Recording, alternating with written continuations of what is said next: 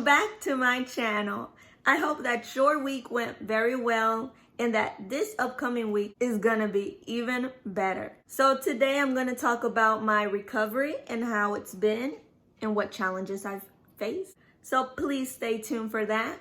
And if you have no idea what I am talking about, please go and see part 1 and part 2 before you continue. Thank you, and let's get on to the video. Wait, before we start, I want to let you know that I am so sorry that I didn't post a video last time. So to make it up, I'm gonna post another video. So just keep an eye out for that one. It's a pretty fun one. Okay, now we can go.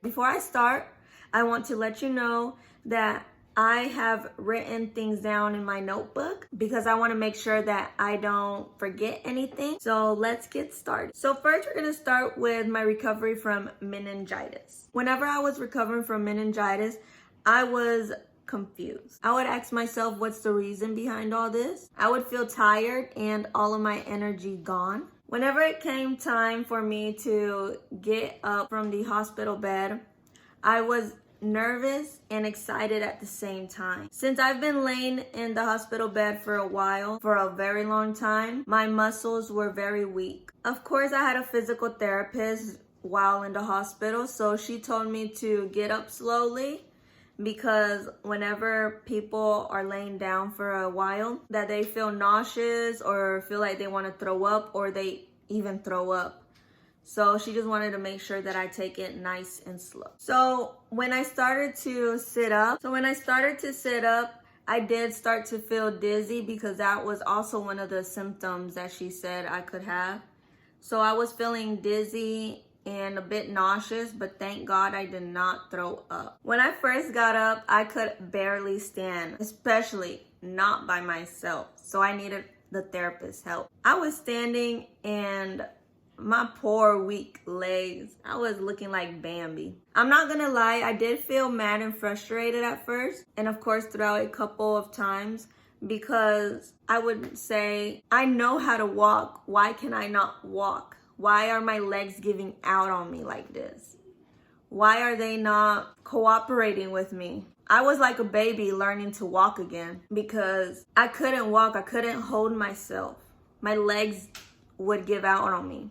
I really did not like that feeling at all. A couple days passed and I started to use a walker. I never thought that at my age I would be using a walker. I got to go home, but of course with the walker. Of course I had to learn also how to use it for support. And as time passed, I would hold my parents' arms, but of course I would go slow with them in order for me to learn how to walk again, slowly. My family helped me a lot with letting me hold on to them, and I would also hold on to my sister for her support, but of course with one of my parents on the side, just in case of anything. They really helped me out throughout all this, with me holding onto their arms and them helping me with my walker. Whenever I would hold on to them, I would feel hopeful, and I would feel this hope inside of me telling me that I would be able to walk again by myself, that I won't need a walker or anything, that I was gonna get through this. That of course would give me the motivation to continue. Whenever I got released from the hospital, I still had an IV in my arm, in my right arm. It was used for medicine that my mom would give me, so she would be my nurse for a week because that's how long it kind of took to finish all of the medicine for the meningitis. It was a very weird feeling having my mom as a nurse and having her put medicine through the IV. I had that of course for a few days, and then the real nurse came and she said that we were done, so she was gonna take the IV out. When she took it out, it felt very weird. I didn't know how to feel about it, but I can tell you for sure it was a very long IV. Also, I had to recover from my throat with the meningitis because I had tubes, because the tubes left my throat sore and scratchy and without taste. Whenever I would eat chicken or anything that was really solid, it would hurt my throat. So let me tell y'all a funny story actually. So I wanted chicken fillet for the longest whenever I was in the hospital. So one day my mom said, okay, we're gonna go and get Chick-fil-A. So I was so happy. I was ready to taste that chicken, everything, the seasoning. We bought it. We went back up to the room for me to eat it. And I was drinking the Sprite and I was like, it kind of tastes like Sprite. Not all the way, but a little bit. I can taste it. So I was tasting, my mouth was watery. I was tasting the chicken and the fries I was gonna eat, especially with my favorite sauce. And I was gonna dip that chicken with the sauce. And then I took a bite out of it and I couldn't taste nothing. I could taste a little bit of something. I don't know what it was, but it just wasn't the same flavor that I was imagining. So I was sad. And then I left the rest. So I was sad. And then I ate some more, sadly. And then I ate some more. And then I just couldn't anymore because I couldn't taste that taste that I was imagining. So I left the rest for my sister whenever she came. As time passed, little by little, my throat started to get better and I could finally taste things. As time passed, little by little, my throat started to get better and I could finally taste wonderful food again. So now moving on to the brain surgery, how I've been recovering throughout these past months. Before I go on with my recovery from the brain surgery, I just want to say once again that I have not been left with any effects from the meningitis or any long-term effects from the meningitis that it could have given me, and I thank God for that. So now we can move on to the surgery. With brain surgery came a lot of headaches. My head would hurt a lot whenever I was in the hospital and whenever I came back home. In order for the headaches to get better, it just took time, and the medicines that they would give me would help it calm down. I would feel horrible with the headaches, and sometimes I would want to throw up, but all I had was nausea. In order to take the nausea away, I would have to take other pills that control the nausea. That was the first thing. The second thing was my eye. My eye would become small, and basically the eye that would become more smaller would be this one, because this is where they did most of the work. Of course, when the inside of my head would be a bit inflamed, my eye would get swollen, and it would get very swollen to the point that it would shut completely. During this, I would have to let my eye rest and also put ice on it in order for it to relax. When my eye gets tired, it becomes smaller than the other one. As you can see now, this one is smaller than this one, but that is an indication to let me know that I need to rest a little and just rest it.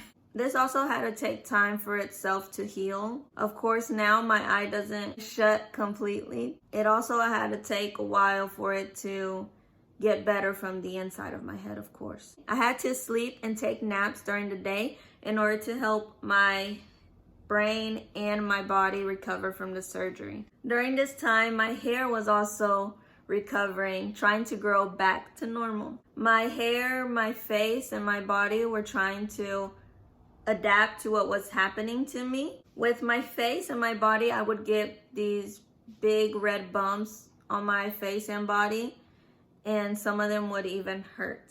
Of course, I went to my doctor and they gave me something that did help. During this whole process, my self-esteem did go down a bit. I didn't look like the other girls my age, and I started to ask myself questions. Why don't I look beautiful like them? They have clear skin and I don't. I have all of these bumps on my face. I had to keep reminding myself that this was temporary. This is a process, that I was gonna get better.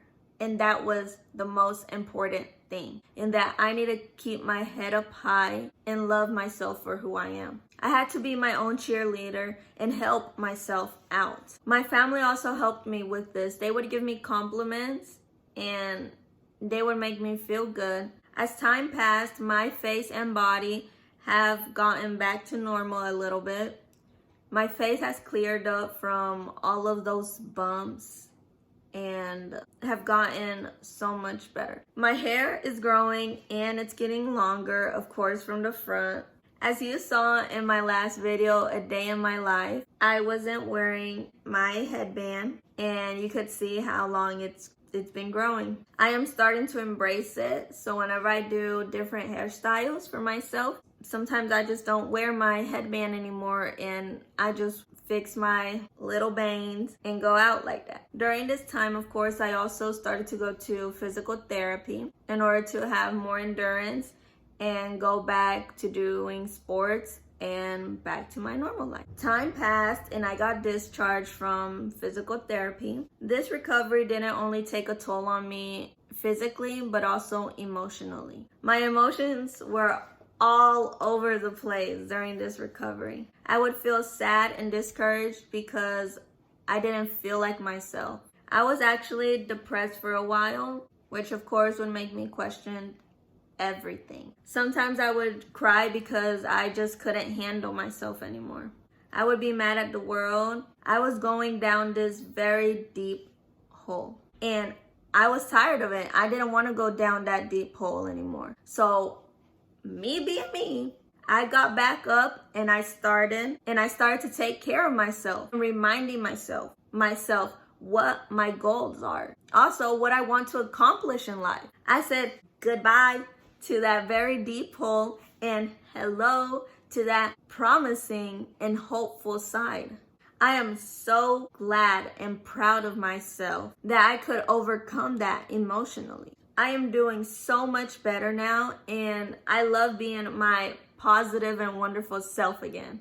I love having my attitude back and better than ever. If you want to know more about any topic, any of the topics that I've talked about in part 1, part 2, part 3, please comment down below and I will of course answer it. Or if you want to know anything about me, I will answer it. Please, I also want to know if you're feeling optimistic, because there's a lot of negativity in this world and we just need a bit of positivity to make our lives better. Please comment down below and subscribe.